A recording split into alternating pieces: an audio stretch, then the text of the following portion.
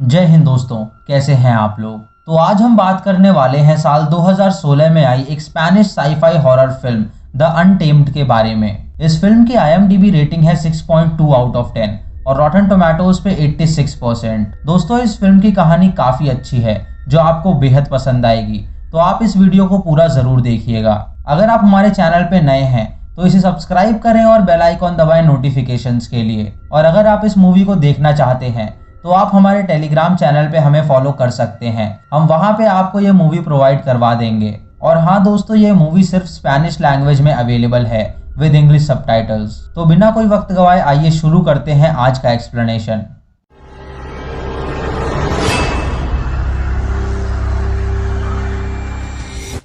दोस्तों, फिल्म की स्टार्टिंग में हमें एक मीटियोर दिखाया जाता है जो धरती की ओर आ रहा होता है। उसके बाद हमें वेरोनिका नाम की लड़की दिखाई जाती है जो एक कमरे में होती है और उसे एक क्रीचर अपने टेंटिकल्स से प्लेजर दे रहा होता है। तभी एक औरत की आवाज आती है जो वेरोनिका को बाहर बुलाती है। दोस्तों, जहां वेरोनिका आई होती है ये घर एक कपल का होता है। जब वो औरत उस कमरे में जाती है तो वेरोनिका वहां से चली गई होती है और उसके बेड पे खून होता है। उस क्रीचर ने वेरोनिका को चोट पहुंचाई होती है जिससे वेरोनिका के कमर से खून निकल रहा होता है।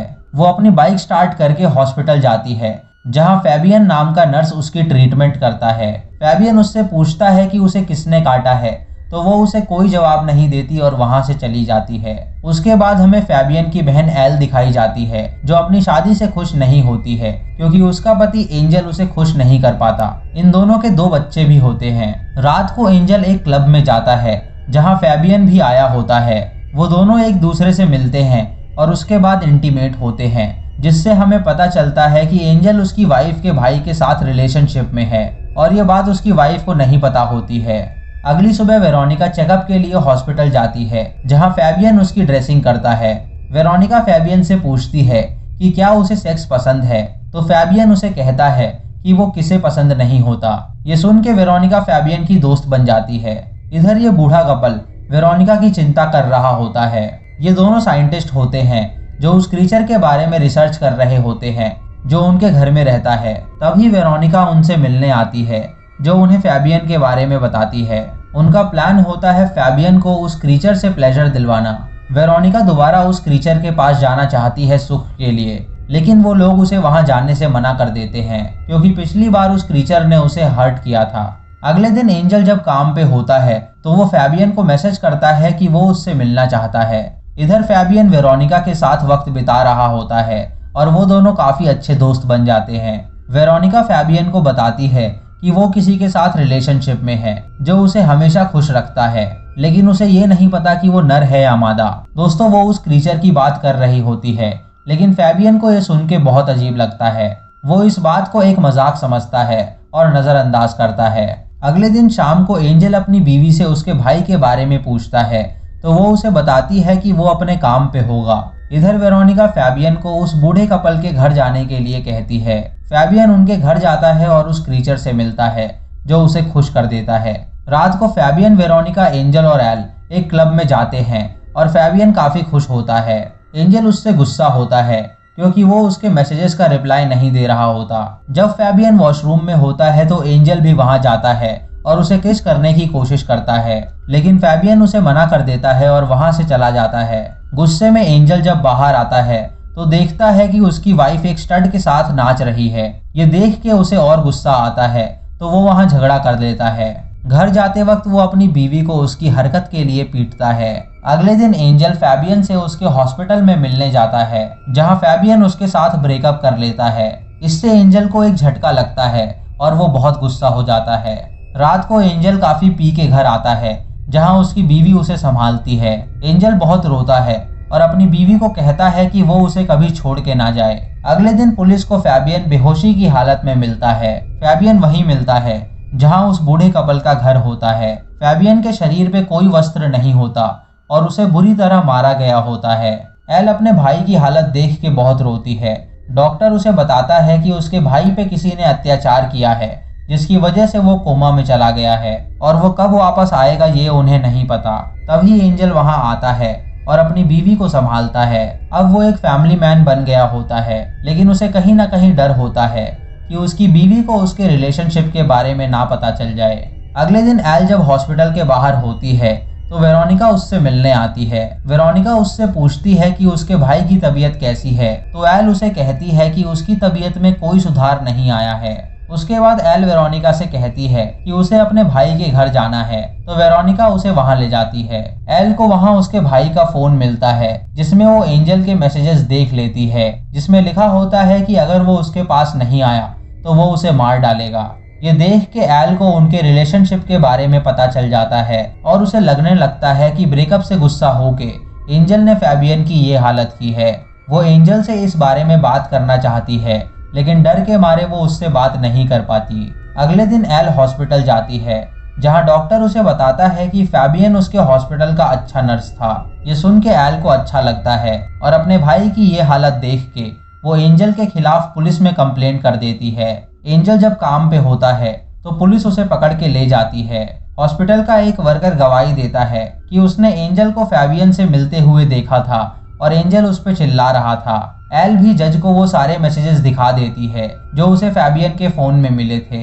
इससे साबित हो जाता है कि फैबियन की ये हालत एंजल ने ही की है, तो उसे जेल हो जाती है। एल अब अपने बच्चों को अकेले ही पाल रही होती है। एक रात उसके घर वेरोनिका आती है और वो उसे भी अपनी अच्छी दोस्त बना लेती है।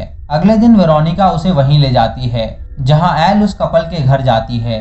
वो कपल एल को बताते हैं कि वेरोनिका ने ये जगह बचपन में एक्सीडेंटली ढूंढ ली थी, लेकिन तब से वो हमेशा यहाँ आने लगी। वो उसे ये भी बताते हैं कि उस कैबिन में जो चीज है वो अमर है और उससे उसे नहीं डरना है। उसके बाद हमें जंगल का एक सीन दिखाया जाता है जहाँ सभी जानवर मेटिंग कर रहे होते हैं। उस कपल ने एल की ड्रिंक में बेहोशी की दवा मिलाई होती है, जिसे पी के एल बेहोश हो जाती है। उसके बाद वो एल को उस क्रीचर के कमरे में ले जाते हैं। जब एल की आंखें खुलती हैं तो वो उसे देख के चौंक जाती है। उसके बाद वो क्रीचर उसके पास आता है और उसे प्लेजर देता है। घर आके एल वेरोनिका के गले लग जाती है क्योंकि अब वो सेटिस्फाइड होती है। वो वेरोनिका से पूछती है कि क्या उसका भाई भी उसके पास जाता था, तो वेरोनिका कहती है हाँ। वो वेरोनिका से ये भी पूछती है कि क्या उस क्रीचर ने उसके भाई की ये हालत की है, तो वेरोनिका उसे झूठ बोलती है कि वो क्रीचर किसी को चोट नहीं पहुंचाता। वेरोनिका उस कपल के पास जाती है जो उसे उस क्रीचर से दूर रहने के लिए कहते हैं। अब वेरोनिका वहां से कहीं दूर जाना चाहती है।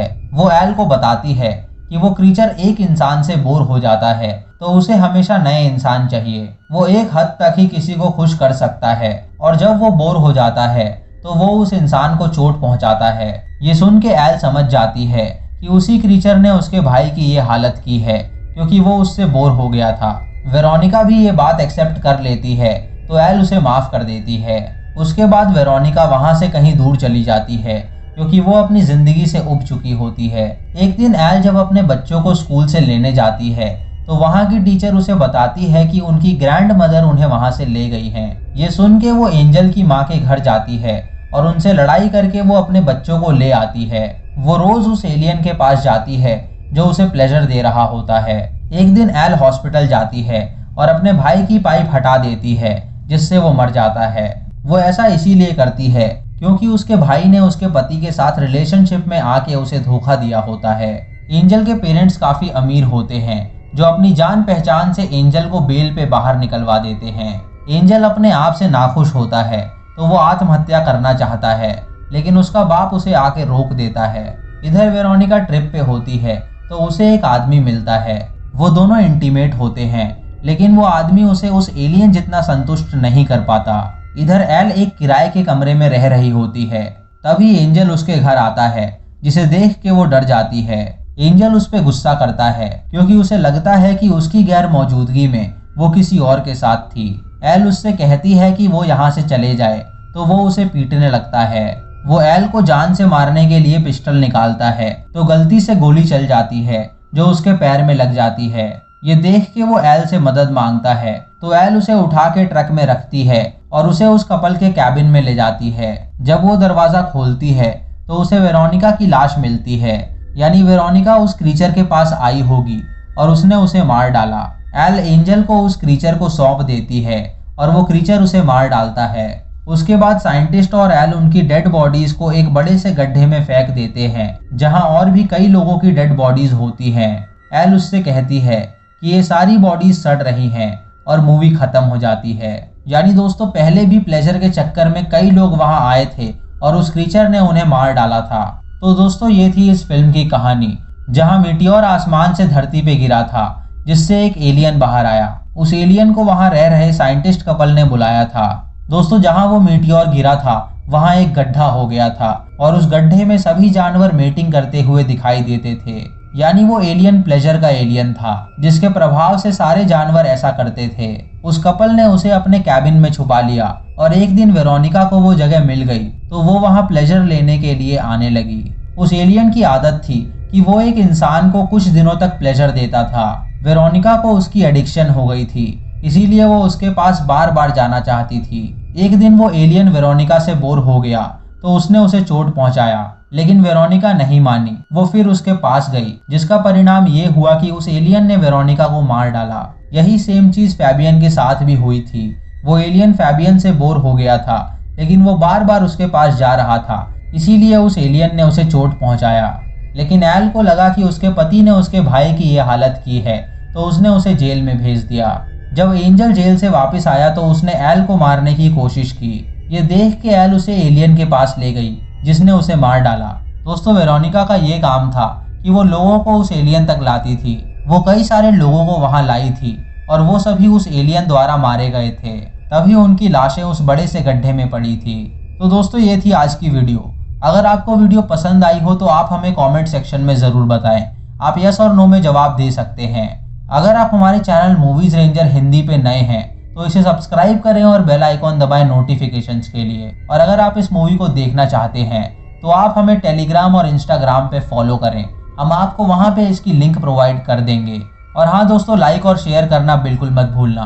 तो मैं मिलता हूँ आपको अगली वीडियो में, तब तक के लिए जय हिंद।